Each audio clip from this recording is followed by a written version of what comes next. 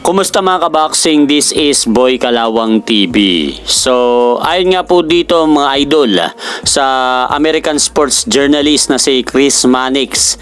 Kasado na daw ang bakbakan WBO World Junior Welterweight Champion the takeover Teofimo Lopez at current WBC World Lightweight Champion Shakur Stevenson na gaganapin sa unang bahagi ng taong 2026 sa buwan ng January 31.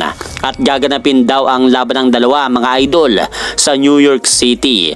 At ito nga pong magaganap na laban nila Teofimo Lopez at Shakur Stevenson mga idol ay gaganapin sa timbang ng Junior Welterweight Division o 140 pounds. Kaya hindi po kasama dyan sa paglalabanan na yan ang titulong WBC Lightweight Belt na hawak ni Shakur Stevenson ngayon.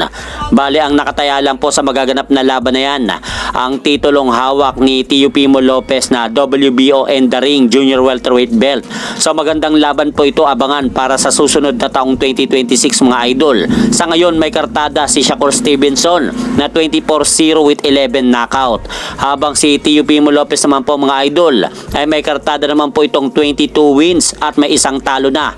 At 13 dito ay natapos by knockout. Kaya abangan na lang po natin mga idol ang magaganap na laban na ito sa susunod na taon sa taong 2026 sa buwan ng January 31. At sa bilang banda naman mga idol, nagbigay nga po ng opinion itong si Golden Boy CEO promoter Oscar De La Hoya tungkol sa magaganap na rematch nila Mayweather at Manny Pacquiao sa susunod na taon sa taong 2026. Dahil ayon nga po dito kay Oscar De La Hoya mga idol, mauulit lang daw muli ang nangyaring laban nila Mayweather at Manny Pacquiao nung unang naglaban sila nung taong 2015 kung saan nauwi ang kanilang 12 rounds na laban sa isang nagmistulang takbuhan at yakapan sa ibabaw ng ring.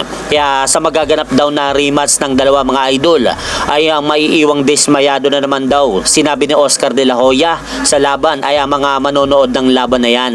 Dahil sinabi nito na si Mayweather ay si Mayweather at ganun pa rin po daw ang ipapakitang estilo nito na may matinding depensa. Kaya wala daw nabalak pang panoorin ni Oscar De La Hoya ang magaganap ng rematch ng dalawa. So sang-ayon po ba kayo mga idol sa sinabi ni Oscar De La Hoya na mauulit lang muli ang naging 12 rounds na takbuhan at yakapan sa ibabaw ng ring nila Mayweather at Manny Pacquiao? At hanggang dito na lang po muna ang aking update sa mga ganapan sa mundo ng boxing. At syempre mga idol, huwag nyo rin pong kalimutan, pakisuportahan nyo naman po muna ng ating munting channel. Maraming salamat po.